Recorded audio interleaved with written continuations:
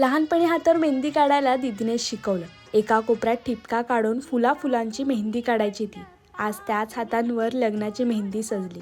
न जाणो या दिवसाची सगळे डोळे भरून वाट पाहत होते. आज मेहंदी सोबतच चोर हळद होती. मला आठवतंय, पूर्वी कोणत्या मुलीचे लग्न ठरले की तिला प्रत्येक घरी हळद लावायला बोलवायचे. आता याला चोर हळद का म्हणतात माहीत नाही, पण आई म्हणते मुख्य हळदीच्या दिवशी खूप पाहुणे असतात. घरातला कोणी चुकून माकून राहू नये आणि घरातल्या प्रत्येकीच्या हळदीचा हात लागावा म्हणून ही छोटी चोर हळद. आजकालच्या आधुनिक गाण्यात आम्ही आमच्या लहानपणी लग्नात स्पीकरवर वाजणाऱ्या लग्नगीतांना प्राधान्य दिलं.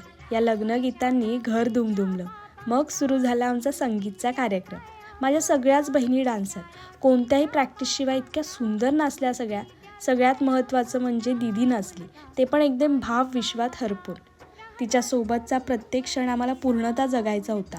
हा दिवस, हे क्षण तिच्या आणि आमच्या मनात आयुष्यभर कोरून ठेवायचे होते.